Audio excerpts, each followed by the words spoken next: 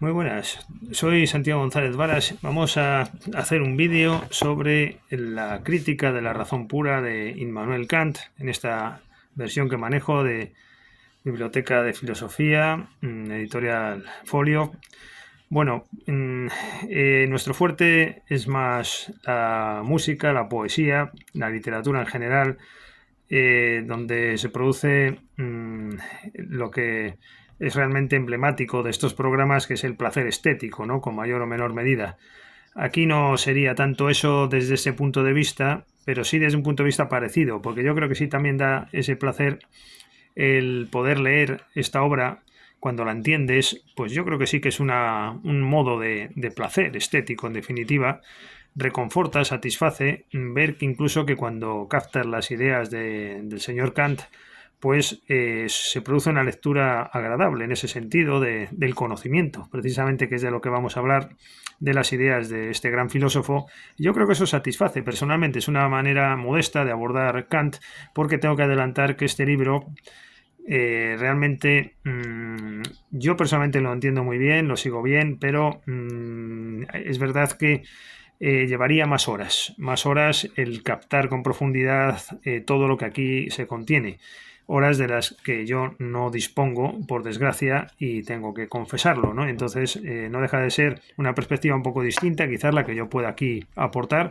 La lectura de textos me va a parecer interesante, pero en realidad, como digo, pues haría falta un poco más de tiempo para abordar con profundidad todo lo que aquí se dice. Pero es que tiempo que sería, en definitiva, una vida entera, ¿no? Yo creo. El contexto en el que se mueve Kant es bastante conocido y así empieza la crítica de la razón pura. Hay dos corrientes fundamentales: la racionalista, donde él en principio se encuadraría en las obras anteriores, la racionalista, y después por otro lado la empírica, de Locke, de Hume, la primera de Descartes. Y lo que quiere poner de manifiesto Kant, pues son las limitaciones de una y de otra si se abordan por separado, ¿no? Tengo que decir ya, que no me aguanto decirlo, que la clave, a mi juicio, de la crítica de la razón pura es ese concepto mágico del juicio sintético a priori. Kant distingue entre los juicios analíticos y los sintéticos, lo vamos a ver ahora, pero adelanto que el juicio sintético a priori es donde realmente Kant consigue un concepto que sirva para aglutinar empirismo y racionalismo y que supera ambos, porque parcialmente considerados ni el empirismo ni el racionalismo consiguen sus propósitos. Sin embargo, esta visión de Kant pondría de manifiesto las limitaciones por separado y mediante ese concepto conseguiría precisamente hacer ver la necesidad de la razón y de la mente, porque no se trata solo de los objetos y de lo que estos por sí mismos producen, sino el modo de conocerlos, el modo que tenemos nosotros de llegar a ellos a través de la razón. Y eso viene a ser, en definitiva, pues el juicio sintético o racional puro a priori. Un problema destacable del empirismo es precisamente que llega, sobre todo a través de Hume, a un escepticismo, ¿no? A una negación del conocimiento universal y necesario. Y en relación con el racionalismo, pues Kant va a poner de manifiesto los límites también de la razón y hasta dónde puede llegar. Pero yo creo que la clave está sobre todo en esa necesidad de la mente, de lo racional, a la hora de captar o entender los objetos, que por sí solos no tienen consistencia propia. Bueno, y el libro, lo vamos a leer después, pero comienza precisamente con lo trascendental, ¿no? Es el concepto mágico, uno de los conceptos clave de la obra. Empieza con la estética trascendental, estética en sentido de aistesis, en sentido de sensación, lo sensorial, el mundo de lo empírico, sería la estética trascendental. Y después pasa a la lógica trascendental, el mundo de la razón. Pero trascendental, ¿qué es en realidad? Pues leyendo el propio libro, lo trascendental es ese conocimiento que no se preocupa tanto de los objetos como de la forma de conocerlos. Esta sería la idea esencial. Eso es lo trascendental realmente, que aparece por doquier en la crítica de la razón pura. Bueno, lo que conviene incidir es en esa posibilidad de que el conocimiento dependa en realidad de uno mismo, depende en realidad de la mente y no de los objetos. Se trata de las determinaciones a priori. En eso consiste precisamente en lo que acabo de decir, ¿no? En esa capacidad mental de conocimiento y no atribuible directamente a los objetos en cuanto tales por sí mismos. Eso es lo a priori. O independientes de la experiencia. Sí, pero al mismo tiempo el conocimiento no se produce en solitario, sino que tiene siempre un destinatario que son los objetos. Pero esa estructura mental previa o a priorística es la que aplica la mente humana precisamente a los objetos. Y ahí es donde nos vamos a los juicios analíticos, que son aquellos en los cuales el predicado está incluido dentro del propio sujeto. Estos juicios analíticos son los que están al margen de la experiencia. El mismo juicio los explica sin necesidad de una fuente diferente. Son juicios, sin embargo, que no añaden conocimiento, pese a ser universales. Sin embargo, en los juicios sintéticos, y lo veremos después leyéndolo, el predicado sí aporta respecto del sujeto. Y por tanto nos aportan conocimiento. Y son empíricos y a posteriori estos juicios sintéticos. Se basan en la experiencia estos juicios sintéticos y ahí es donde está el problema, porque Hume es el que dejó muy claro que no se les puede atribuir ningún tipo de universalidad, de necesariedad. Es el mundo de la ausencia de reglas, diríamos, los juicios sintéticos. Por tanto, los analíticos no nos añaden conocimiento pese a ser universales. Y en cambio los otros, los sintéticos, pues nos aportan conocimiento, pero no son universales. De ahí se producirá esa fusión entre ambos mundos que realizará Kant. Y ahí es donde vemos que a Kant no le preocupa solo el tema del conocimiento en general, sino que está pensando en la ciencia, ¿no? Porque la ciencia necesita de lo universal, necesita de lo no contingente, y él está pensando casi más en la ciencia, o no solo en el modo de entendimiento, sino también en esto otro. Y ahí es donde está la clave que anunciaba antes, el juicio sintético a priori. Por un lado, nos da conocimiento, pero al mismo tiempo va a ser universal, va a tener carácter científico. En este tipo de juicios, ahí es donde está lo que Kant quiere, a donde Kant quiere llegar, por un lado basándose en la experiencia, sin renunciar al empirismo, pero al mismo tiempo con esa universalidad necesaria para lo científico. La razón se basa en sus propios mecanismos que aportan ese conocimiento a priori, esa aportación a priorística que los otros juicios no tienen. Proporciona la necesaria universalidad. Y todo esto no proviene de los objetos, de la realidad, de las cosas. Todo esto proviene de nuestra razón, de nuestra mente. No podemos llegar a saber nunca los objetos en profundidad, sino a lo que podemos llegar es a saber cómo conocemos esos objetos con las categorías que tenemos dadas. Vuelvo a insistir que lo empírico no puede llegar a ser universal, no nos aporta método científico, es necesaria la mente, lo racional, el juicio sintético a priori para captar todo eso que vemos y que si no serían simples intuiciones, como vamos a leer después. Sin lo empírico no habría objetos realmente, y sin la razón no habría modo de concebir la realidad de los objetos. Bueno, y ahora sí viene lo bonito, ¿no? Que es con esta explicación previa, pues vamos a leer la fuente.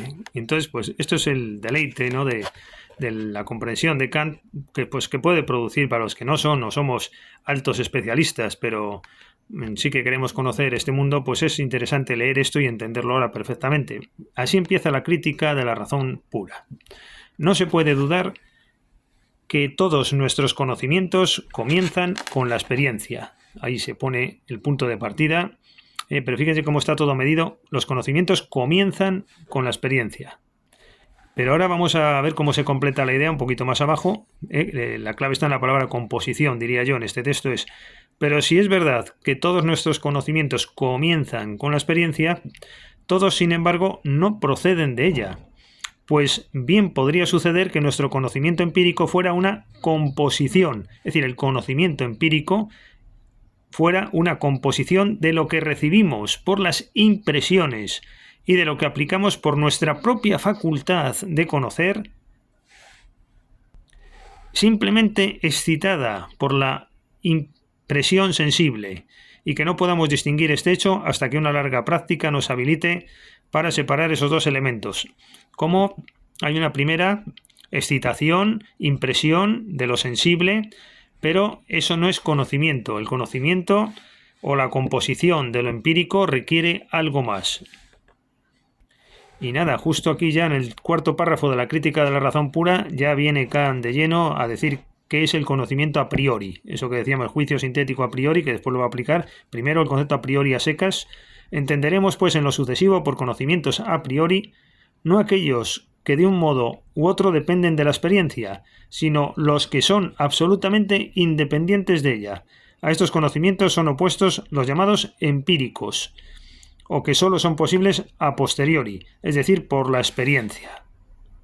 Aquí en lo a priori estamos ante cuestiones previas y en la experiencia se demuestra, se corrobora a posteriori. Y ya en la segunda parte, estamos en la introducción de la crítica de la razón pura, en el 2 romano, dice, y esta es la ocasión de dar una señal por lo que podamos distinguir el conocimiento puro del empírico. Porque la experiencia nos muestra que una cosa es de tal o cual manera, pero no nos dice que no pueda ser de otro modo. Es necesario lo a priori, lo racional de complemento, para conocer el propio objeto que por sí solo no produce ese conocimiento, ni tampoco lo empírico ni las intuiciones o impresiones que provoca. Y este texto es muy ilustrativo, estoy seleccionando lo más ilustrativo. Dice, es bien fácil mostrar que realmente hay en el conocimiento humano juicios de un valor necesario y en la más estricta significación universales. Por consiguiente, juicios puros a priori. Sigue diciendo en el 3 romano, seguimos leyendo ahora. Hay una cosa más importante todavía de lo que precede, y es que ciertos conocimientos por medio de conceptos cuyos objetos correspondientes no pueden ser dados por la experiencia, es decir, hay algo que no llega a la experiencia, son los conceptos que tenemos. Estos se emancipan de esta, están emancipados, son distintos de la experiencia y parece que extienden el círculo de nuestros juicios más allá de sus límites. Y en el 4 romano, que se titula Diferencia entre el juicio analítico y el sintético, como se comprenderá, esta es un apartado clave, dice, los juicios de la experiencia como tales son todos sintéticos, porque sería absurdo fundar un juicio analítico en la experiencia. Y en el apartado 7, aquí es donde viene eso que decíamos antes, llamo trascendental todo conocimiento que en general se ocupe no de los objetos, sino de la manera que tenemos de conocerlos, en cuanto que sea posible a priori. Y después de definir lo trascendental, aquí en el mismo 7 romano va a definir qué es la crítica de la razón pura, por eso es interesante. De lo que precede resulta, pues, la idea de una ciencia particular que puede llamarse crítica de la razón pura, por ser la razón, la facultad que proporciona los principios del conocimiento a priori. Es algo que tenemos nosotros, a priori en la mente, lo que nos va a permitir identificar y conocer los objetos. Y después ya en la primera parte, después de esta introducción, empieza con la estética trascendental. Trascendental tiene que ser, porque es referido al conocimiento, el modo de conocer, y la estética viene de aistesis, viene del concepto de lo sensorial. Esto no es la estética que conocemos hoy día, ¿no? El concepto de estética que tanto nos ocupa en este programa, en estos programas que hacemos, no es ese concepto habitual de estética, sino que es el concepto de lo sensorial. Y empieza diciendo Kant que se basa esta sensibilidad en la intuición. Después nos define lo que son las sensaciones en este contexto y llamo estética trascendental a la ciencia de todos los principios a priori de la sensibilidad. Bueno, después habla aquí mucho del espacio y del tiempo. Esto ya sabemos que ha ocupado la filosofía durante los siglos anteriores y que ya Ockham los sucesivos, hemos hecho un vídeo de ese libro pues puso de manifiesto que no es una realidad propia, diferencial. Kant mantiene también esa concepción, esa idea. No habría estado de más quizás una cita de Ockham en este contexto, que yo personalmente no la he visto. Bueno, y en este contexto de la estética trascendental, porque creo que es más interesante recalcar las ideas que no hacerlo demasiado amplio el vídeo y perdernos, ¿no? Para dar estas ideas con claridad, por lo menos que el interesado pueda llevarse conceptos o nociones claras, claves de la crítica de la razón pura, dice aquí Kant: hemos querido probar que todas nuestras intuiciones son sólo representaciones de fenómenos, que no percibimos las cosas como son en sí mismas. Es decir, que lo empírico, el mundo de lo sintético, pues no va a permitir el captar o el conocer la cosa en cuanto tal, pese a que aparentemente viniera del propio objeto. No viene de ahí, sino de lo a priorístico racional, aunque sea imprescindible el elemento sensible, sensorial, lo estético. Dice un poquito más abajo, dice: es para nosotros absolutamente desconocido cuál pueda ser la naturaleza de las cosas en sí, independientes de toda receptividad de nuestra sensibilidad.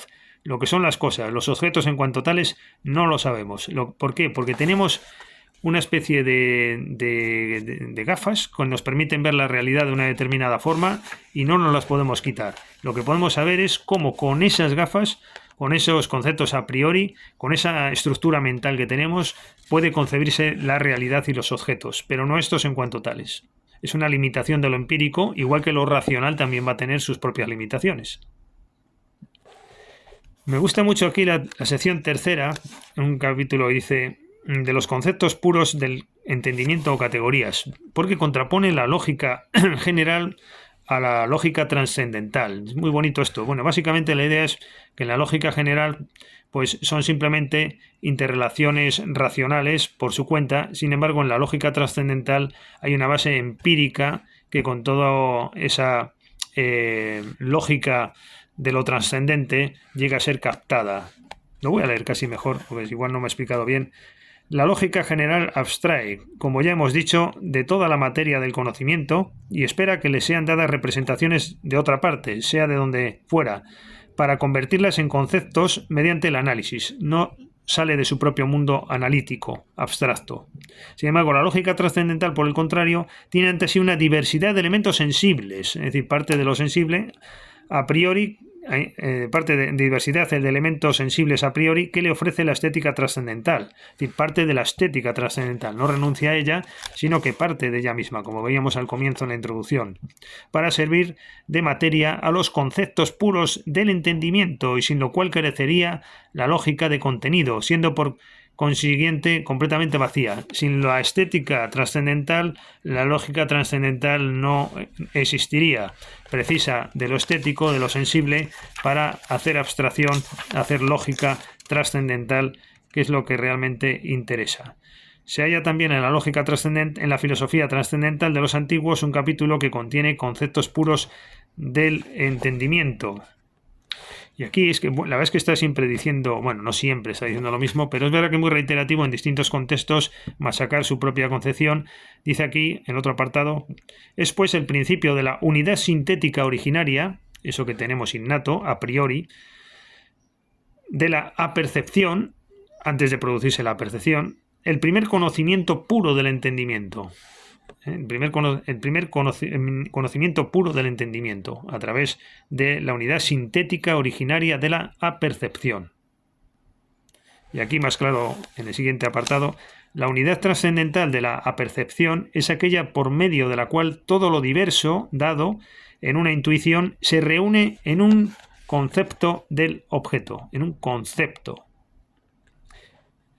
Bueno, y después voy a leer este que tengo también subrayado, la página 180 de esta edición, en el apartado 27, dice: limitado simplemente a los objetos empíricos, este conocimiento no procede todo él de la experiencia, pues tanto las intuiciones puras como los conceptos puros del entendimiento son elementos del conocimiento que están en nosotros a priori. Esta sería la clave de complemento de lo empírico, en ese conocimiento que está en nosotros a priori. Desde luego no reniega Kant de su herencia racionalista, pero integra en un 50% lo empírico. Y esa base empírica, por contrapartida de lo racional, se observa muy bien aquí en estas líneas, es pues la posibilidad de la experiencia lo que da realidad objetiva a todos nuestros conocimientos a priori. Es decir, todos estos conocimientos a priori no serían nada sin esa posibilidad de la experiencia, como matiza cada palabra. Y es muy claro este texto también aquí mismo, en la página 192 de esta edición, justo antes de la sección tercera de esta parte. Tiene pues la experiencia por fundamento principios que determinan su forma a priori, es decir, reglas generales que constituyen la unidad en la síntesis de los fenómenos, reglas que pueden siempre demostrar su realidad objetiva y posibilidad en la experiencia como condiciones necesarias. Pero fuera de esto, son absolutamente imposibles las proposiciones sintéticas a priori, porque no tienen un tercer término, es decir, un objeto puro, en el que la unidad sintética de sus conceptos pueda establecer su realidad objetiva. La verdad es que es bonito, como estaba diciendo, es mi único propósito con este vídeo, el informar de los contenidos principales de Kant a la luz de los textos, porque una vez que lo entiendes, bueno, la verdad es que después hay textos que casi voy a obviar su lectura porque vienen a reiterar las ideas anteriores, pero como estaba diciendo, pues me parece interesante el observar todo esto a la luz de las fuentes, ¿no? Ya esto nos sirve para ir concluyendo, dice aquí en otro texto, por consiguiente todos los conceptos y con ellos todos los principios, por muy posibles a priori que sean, se refieren empero a intuiciones empíricas, es decir, a datos para la experiencia posible. Yo creo que ese texto es quizás el más claro para resumir todo el trascendentalismo. Bueno, y este otro, página 240, si retiro todo pensar por categorías de un conocimiento empírico, no queda conocimiento alguno de ningún objeto. Es decir, si quitamos el conocimiento, si quitamos el pensar, ¿no? Todo el mundo a priorístico, racional, etcétera, del mundo empírico, no queda conocimiento alguno, no habría ningún conocimiento de ningún objeto, pues por mera intuición nada se piensa. Pues por mera intuición nada se piensa. Y el hecho de que esa afección de la sensibilidad esté en mí, esa afección de la sensibilidad, es interesante, ¿no? Es decir, lo sensorial puro independiente no es nada, pero esa afección de la sensibilidad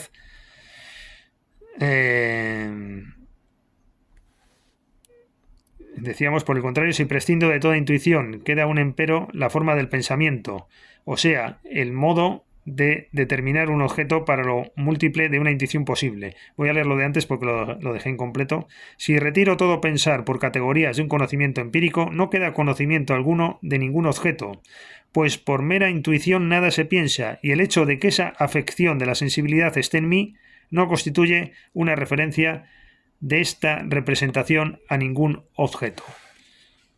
Bueno, pues o esta otra, por lo tanto, cuando decimos los sentidos nos representan los objetos como aparecen, pero el entendimiento como son. Es decir, aparecen según los sentidos, pero como son es lo que nos dice el entendimiento. Una cosa es cómo aparecen, mundo de los sentidos, otra cosa es cómo son, qué son, cómo se conocen, conocimiento, que eso es mundo de lo racional, del entendimiento.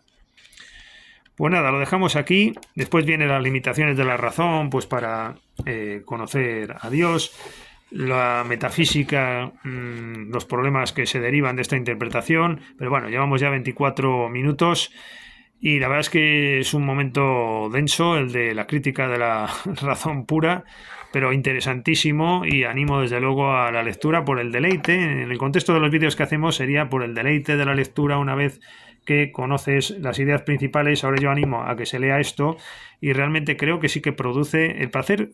Este sería un placer distinto al estético de una poesía que te produce una llamada determinada. Esto sería un placer estético distinto, sería el placer del conocimiento. Precisamente es curioso, del conocimiento como nos habla Kant. Yo creo que eso, el placer por conocer, los grandes hitos de la cultura, produce una forma especial, concreta de placer, ¿no? Ese conocimiento. Bueno, pues nada, pues de esa manera me despido. Hasta la próxima ocasión. Gracias.